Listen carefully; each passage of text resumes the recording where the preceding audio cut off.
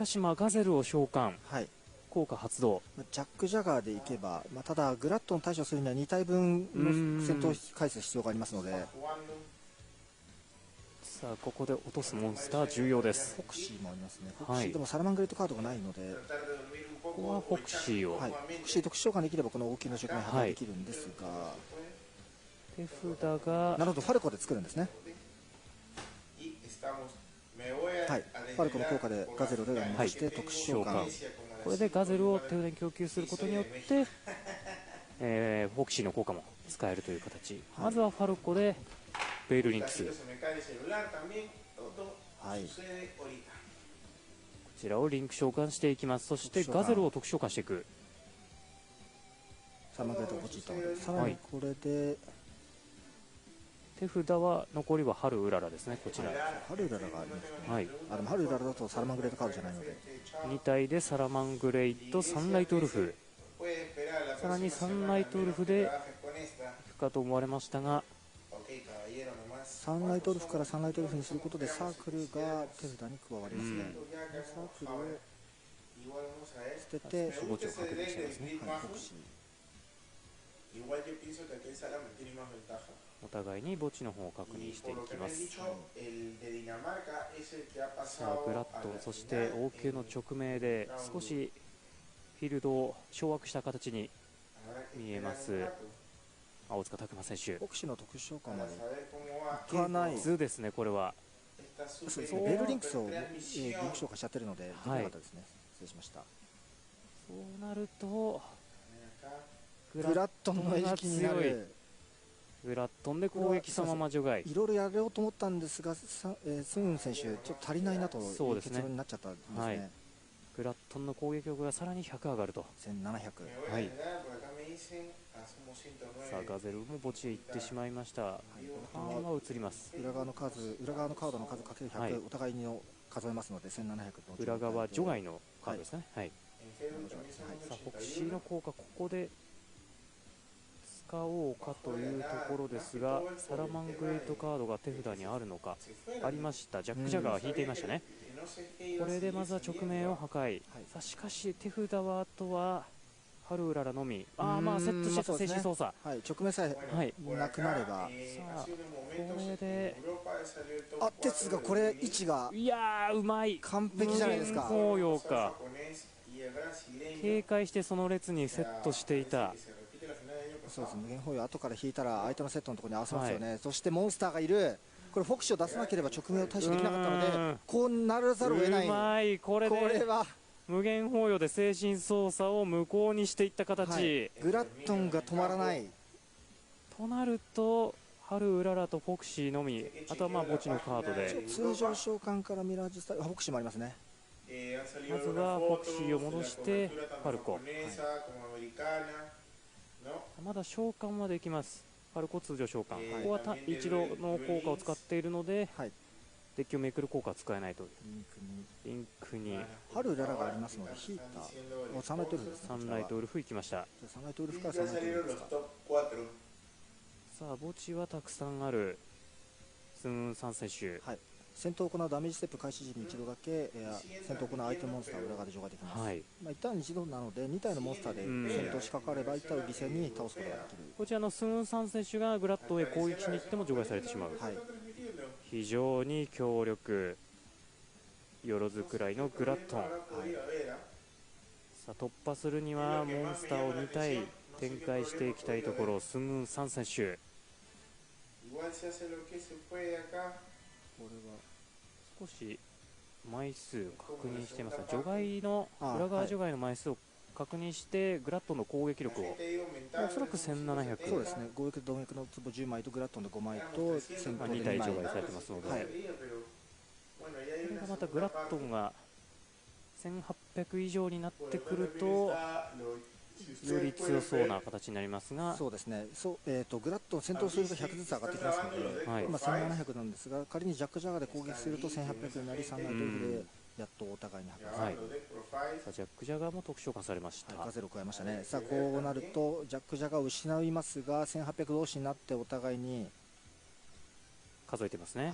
13枚ですよね。13と5で13と5で1800、はい、お互いに同じですのと、はい、同じですので相打ちあるかな、墓地にありますね。これで耐えていく形、はい、なんとかこうなると手がフィルガラ空きですね。そうですね、なんとかグラットンだけでしのいでいたんですが、1枚が強欲で貪欲の壺などがあれば、まあ、ただ春うららが手札にあるので、あ、そうか、そうですね。さあうらら2枚目、もうドローには頼れない、はい、通常ドローでなんとかするしかないし、引いたカードは無限包容ですかね、はい、ガゼルを召喚、ここは止めたいか、止めていきました。そうですね。ただこうなると手札フィールドありませんので、この少し苦しい。ファルコガゼルがいつまで続くんだと。いやー強いですね。はい、ガゼルは手札へ戻っていく、ファルコを特殊召喚された制限カードなので使い続けるのが強力。はい。さあそしてまだまだ展開していきそう。はい。さあもうここは大きなチャンスなので一気にダメージを与えていきます。2体でリンク召喚、はい、出すのはサンライトウルフ、自身を素材とした状態、はい、2体目ですね。2体目とさらにガゼル特殊召喚、はい、サンライトウルフの効果、この属性モンスターファルコを加えていく。はい、もうモンスターなら何でもいい状況ですかね。はい、ジャック・ジャガーをちょっと失ってしまったので、効果発動、サンライトウルフの効果で墓地からサラマングレートサークルを加え、さらにすぐ発動と、はい、スピニーから500アップして特殊召喚までいきますね。さあバトルここで入りましたか。無限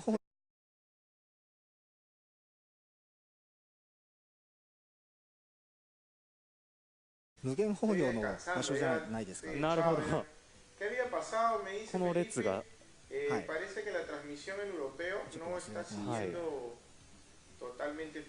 ょっと隣で打ってしまったか。これ気をつけなきゃいけないのが、無限放用自分もこれは気をつけていかなければいけないプレー。さあカードを引きます、青塚拓磨選手。かなりスンサン選手が傾いていますが、ここは何もできずターン終了。幸い強力なトラップカードがまだ到着していないんで、レイジやロアのようなですが、ファルコでガゼルを戻してガゼルを召喚するだけでもそこを供給できて、サンライトウルフで手札に加えると。しかしさらにダメージの大きいジャック・ジャガー2枚目ですか。はい、いやしかしスピニーの方を加えてきました。そしてサンライトウルフの効果でサークルを戻してさらに発動。妨害手段よりはもう攻撃手段をそうですね。ほぼまあ相手は何もできないだろうということを読んで、残りライフ3300でもありますので、もう決まってそうですね。はい、ここは全力でライフを削りに行く形。スピニーの効果を使って自身も特殊召喚、さあこれはまあ3300いってますね。そうですね、十分。このまま直接攻撃を続けて、クモグス、クモグスではというところ。ちょっと手札を増やすカードが引けなかったかなという形ですかね。強欲で金の夏棒や強欲で。I'm a Yugi fan because I like the way he talks about the game. He thinks the same way about Yu-Gi-Oh that I do. Like it's something you have fun with your friends. You believe in your cards. You trust in your cards. But I'm a huge Kaiba fan. Same, like that was my first starter deck. Was the Kaiba starter deck? I also started with that one, so I gotta give it to Kaiba. Only get it later. I would love to see. Everyone wants Yu-Gi to win. I would love to see Kaiba win. Same. So maybe we will see that later. My favorite episode of Yu-Gi-Oh GX is actually Kaiba Man versus Jaden Yuki, and it's Kaiba, but he's dressed up as Kaiba Man, and he just beats him. He beats Jaden, and he's like, "Yeah, sometimes you lose," and Jaden's like, "That's okay. So you're right. You were better than me today." And it just sends a really good message, I think, to a lot of players because sometimes it's not your day, and you're gonna lose to someone who's also equally as skilled or better sometimes. That's quite fair, yeah. It's a very good lesson for any duelist and not even duelist, I'd say. So yeah, people always ask me for advice, and so I'm like, watch the show. They literally teach you good, dueling techniques, like the mentality you need to have going into the games that can promote lots of success. Like having the right mentality and being positive and trying to have fun is the most important thing, I believe. I always do way better in tournaments when I'm having fun and I love the deck that I'm playing. It's just maybe it's just the positive energy. I don't know, but I always do much better than. So now we are gonna take a look at those hands. I did see a few Wind Witches in Takuma hand. One of them, unfortunately, being the Snowbell. Oh yeah, the Snowbell's the one you don't want to draw because you can just search it for free anyways. Yeah, but the rest of his hand looks very powerful. Extravagance and Pancratops. So Extravagance is a scary card. Like people will say Desires, you know, scary banishing 10, but banishing the 6 cards from your extra deck. I played with it in Necros a little bit, and every time I activated it, I lost all my Herald of Arclights, my Natis. I had no way to even activate Kaleidoscope. We had such a rough match on the bubble for the European Championship this year. Oh, did that happen? Yeah, there was a national champion for this year playing Necrots on bubble X2, so he almost made it to the top cut. Then in game 3, he went Extravagance and banished all of the Heralds, which was just so heartbreaking. Yeah. So now we see a very good opening here from Soon. He picks up the Foul and he has everything he needs really. He has the Rage, he has the Gazelle, and on top of that the Desire, which I think is being one of the MVPs for both Soon and Chai decklist. So yeah, drawing 2 cards is huge, and you said they play the 2 Jaguars, so they design their deck a little bit to where even if they had to banish 1 copy of it, they would still be all right.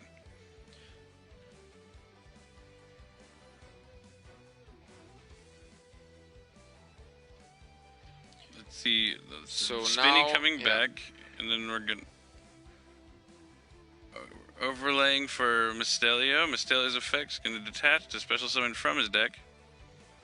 Absolutely. So now he's gonna try and see what he wants to do. He prioritizes getting both traps online, which I think is a good idea, but at the same time, if you knew what his opponent is playing, he has like so many kaijus, and just a single kaiju cuts off both Rage and Roar, which is gonna be huge here. Unless he's trying to find his way to like set it with multiple copies of Salamangreat monsters.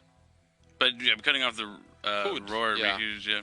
Wow, that's a pretty foul. Wow, yeah, that's very cool. So now he's getting just the usual Sunlight Wolf, and I'm surprised at this point he's just not gonna use the Desire first. I would say that after he sent with Gazelle and Stalio, he could have just activated Desires there and proceeded to continue his plays depending on what he drew. So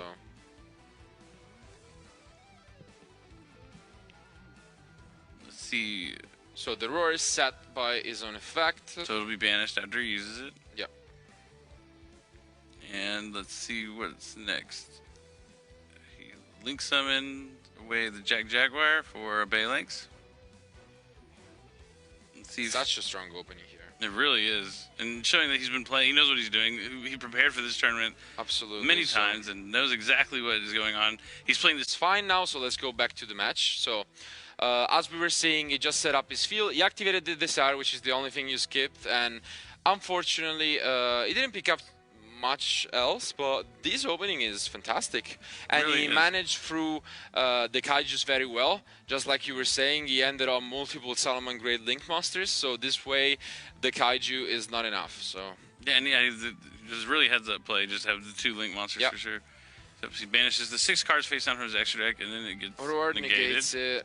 Mind Control is there, but unfortunately, just by how Extravagance works, you're forced to use it as the first card. So otherwise, it would have been much better of a card, I would say. It would be pretty good if you could use it in main phase 2 or at any point in the turn, yeah. So we do see the Salamangreat Raccoon in soon end, so maybe that will come up. This is definitely interesting. Yeah, it is one of the most unusual one, I would say. So here, there are a few options. The Mind Control really helps, because once he gets rid of the Sunlight Wolf, the Kaiju, he could potentially Mind Control the Baylynx? The Baylynx or one of them, but with the Pancratops, I think he can force through enough back throws. So yeah, Pancratop's such a good card. It makes Cyber Dragon jealous for sure. But maybe here we will see the Raccoon actually come in clutch. So as we were saying, basically the effect is when one of your Salamangreat monster is battling, you can discard it. You target 2 monsters, you gain life points equal to the attack, and your monster cannot be destroyed by battle. So very interesting. Interesting card, to say the least. See the Wind Witch come down, special summon to the field, similar like Terratop, because it searches deck for another Wind Witch. It did outdraw the Ice Bell, which means that it will probably just search for another, instead of the Snow Bell, it will search for another Ice Bell here. So I really like that rarity. They're very pretty. Yeah, it's a very cool rarity they have. As predicted, he will get another Ice Bell here, not so useful after you have used your Snow Bell, but... Yeah, it's very unfortunate drawing that one Snow Bell, because you always, it's free, just one card turns into 3 monsters. I've always liked the Wind Witches a lot, they're very powerful. Yeah. It's basically just a 1-card Crystal Wing. It was very relevant also at some point of the early Zodiac format with like the Invocation, deck. yep. Alistair. Definitely interesting deck, and we have not seen too much of the Wind Witches afterwards, but they're still a very powerful option. Like, yeah, I've really been impressed with the Dragon Duels this year. I mean, they're always really good and always top-notch players, but I feel like it's even grown to another level. Like we see with the same deck as the guy in the finals, the reigning world champion. The players are getting younger and better. It's actually just crazy. Yeah. It is quite possible in the future years we are just gonna see Dragon Duelers play just at the TCG stage instead of the Dragon Duel European or NA WCQ Championship, and just say, no, I want to go with the big guys. So we see the Clear Wing Synchro Dragon coming down just to be used to make the Crystal Wing. Yeah. So you have to use a Synchro. And he's attacking over the Mirage Stalio, and here it is. So here, I'm pretty sure Takuma is gonna read it. Yeah, I would read it. Yeah, for sure. I would have as well, to be honest. He has the option to negate that with the Crystal Wing, of course. So we could potentially see that, but here you see it. You can see it for yourself, guys. Yep, Unreal Negate and gain half the attack, whopping 200. But yeah, he's gonna negate the Crystal with the Crystal Wing. Little bit of reading involved here, and something important to mention is that just like Chai, soon by playing the same deck list is using Diffusion of Fire, which is something that we both really like, and it's such a good card. Like, why not just have that option to summon a monster with 1,000,000 attack points? Absolutely. So let's see if that will come in handy later on in this duel, but for now it seems like this Crystal Wing could be good enough, so let's see. You can use the Balinks to protect the Mirage Stalio. Since he forced out the Crystal Wing to negate with the Raccoon. Yeah. Actually, I don't even think you can negate the Balinks because it's continuous, yeah. Yep, it's just an activated. So now the circle is being flipped, and to be honest, I like Sun Petition quite a bit, because the Crystal Wing, of course, when you use it with Wind Witches, it cannot be destroyed by card effects, which is very relevant. And it's hard to attack over, too. Yeah, like for example, you could think the Kaiju Dogoran being 3000 could actually attack into it, but Crystal Wing has a second effect, which is when it battles with level 5 or higher monsters against the attack, so that's not a possibility. Yeah, it's definitely hard to deal with. I mean, when Wind Witches used to make it back in the day, the only real way to get rid of it was a Kaiju. You just have to try and Kaiju off the field, or have Utopia Lightning or something like that. It's definitely tough. There are a few options in Sun's deck, one of them being the Mirage Stalio, which I think, though, you would need to use alongside probably a Falco to try and chain block. So otherwise, I think you can just prioritize negating that one with the Crystal Wing. That would be smart. Yeah.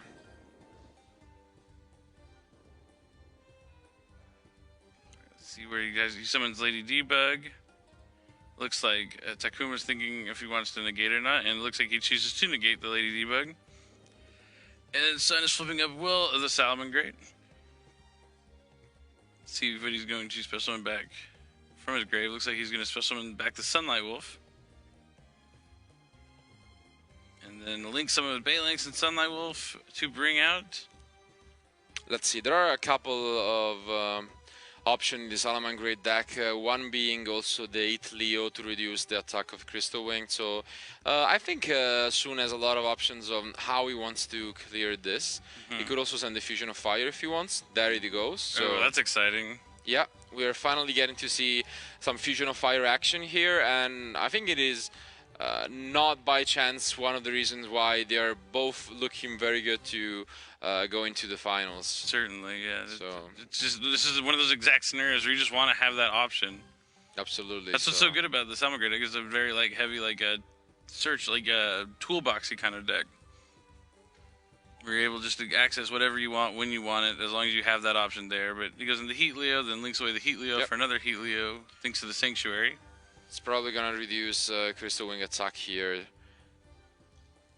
to the Raccoon, which is only 400, I believe. And then he's gonna go for the Fusion of Fire. So gonna put back special one back to Jaguar and put back one of the, was it the Heat Leader? Or he put back a Wolf. yeah, the only thing he has to pay attention, of course, is to just do some quick math. We can There's always math involved with the Violet Chimera. Absolutely, especially when Crystal Wing boost effect come in handy as well. Yep. You gotta make sure it's even bigger because it gains half the attack. It gains, I think, it gains even the entire attack to the level. Was Crystal Wing the entire attack? Oh no, he gains half the attack of the monster it negates. It's been a long time since I've seen Crystal Wing. I think it was, but I'm gonna check real quick. I think he gains the entire attack. Yes, he gains the entire attack. Oh man! And also he gains attack equal to the current attack, not the original attack, which means that if Violet Chimera is doubled, then he could gain the same. It depends on how the shade link will happen. So for here, we're probably gonna see some judge calls being involved. How does this work? Yeah, the thing is, usually you see different timings for these kind of effects, but they both apply in the damage calculation. So even the turn player have a huge effect on how this works. So since he's attacking, it's gonna, his effect will probably trigger first as a turn player, and then the Crystal Wing will trigger chain link 2. So he's only going to gain the attack before he gets the boost, and then the Violet Chimera is going to be able to attack over it because it doubles his attack. Absolutely, which is very confusing because I think, which is very confusing. Yeah, it is very confusing, and I'm pretty sure we will have some judge calls here. The thing is, I think the last time we saw something similar to this was back in the Light Swarm double honest kind of things, which is quite a long time ago. Yeah, but then this one we had everything all separated out. So I would say for now we can go back to us while the judges are being called. Looks like they're still, they're figuring it out. It looks like, well, the time started running, so that means the judge call is over. They've already explained how the ruling works, and now they just have to add up the exact damage of how everything is. Now the ruling has been finalized, so they have been just calculating the maths on this. So... Oh, well, we actually just found from the judge call that Violet Chimera is optional, but Crystal Wing is a mandatory effect. So Violet Chimera is the chain link 2, so we were kind of wrong about how it was actually going to trigger out, which is why we had such a long judge call to explain how everything works. We thought both were optionals, but actually, Crystal Wing is the mandatory one. So basically how this will go out is that Salamangreat Chimera, the effects reads that of course he gained the attack equal to the materials, but then it is optional to actually double the attack, which means that it will be chain link 2. By this happening, as the judges are explaining to them, what will happen is Violet Chimera will double his attack, going to basically around 8,000 or something, and then Crystal Wing will gain the same boost, which is actually huge here. It will mean that he will be able to win this battle by 400, but let's just see the final conclusion of this. Yeah, it looks like I think they ruled it one way, and then they're like, wait, hold on, this isn't the correct way, and they're going back and changing it back the other way, because they also realized maybe, oh, this is an optional effect, so this is going to work a little differently than what we originally explained.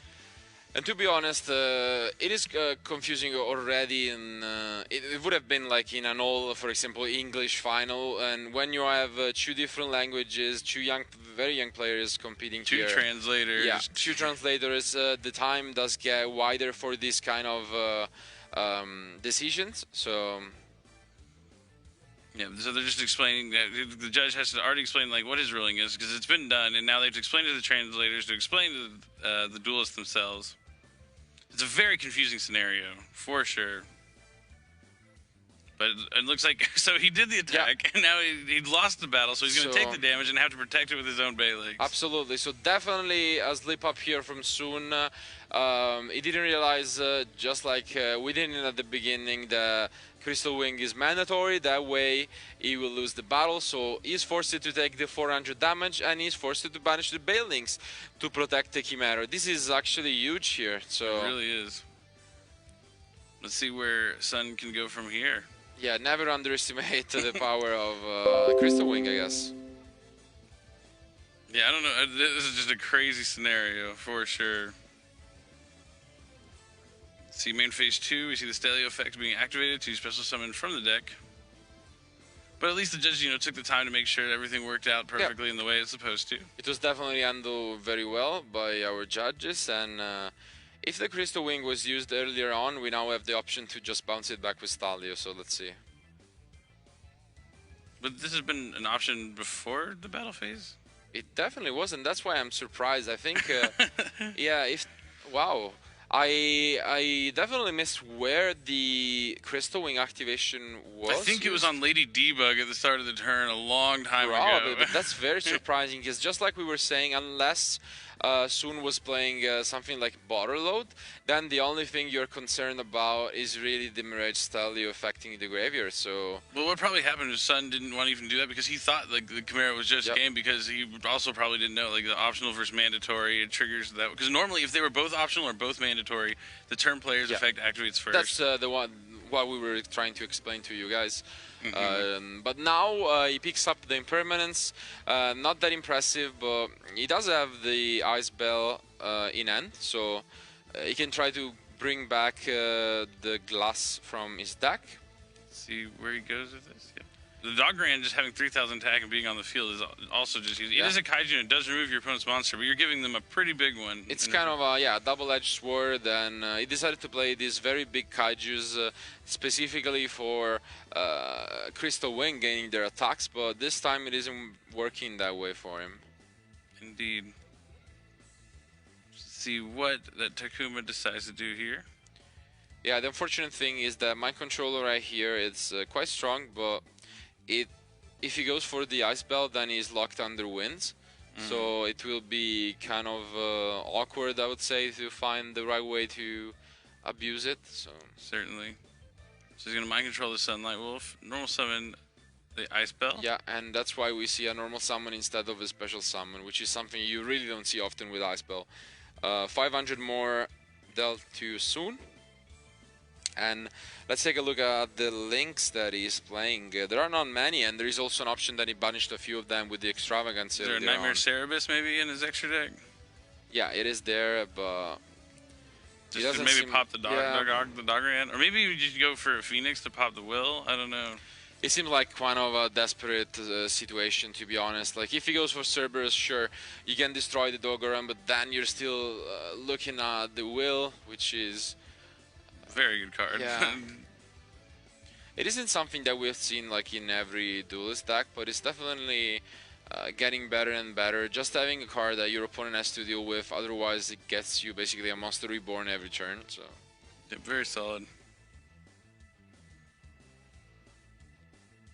Let's see, so what did he decide to target with the Cerebus, or has he he's thinking about what he wants to destroy?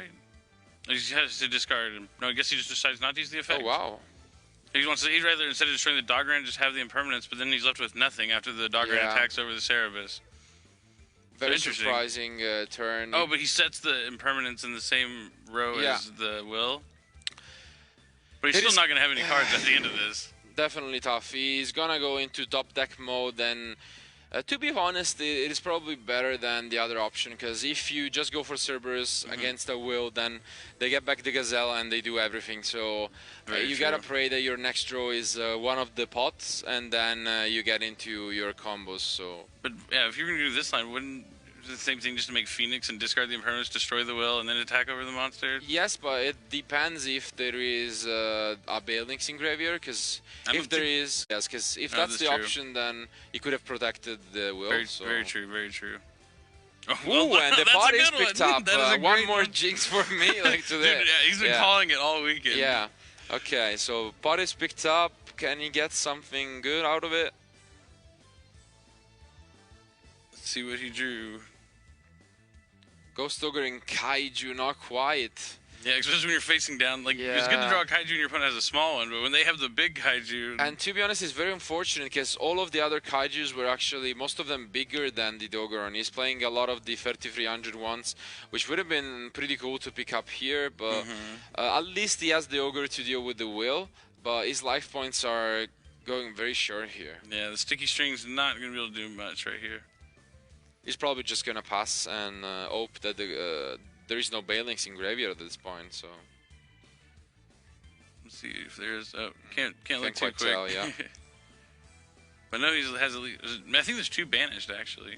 Yeah, so I think there is a good chance that there is none in graveyard. Then, as you were saying, the Phoenix would have probably been a lot better. But I mean, yeah, he would be in the same situation just without the will on the field. Yep.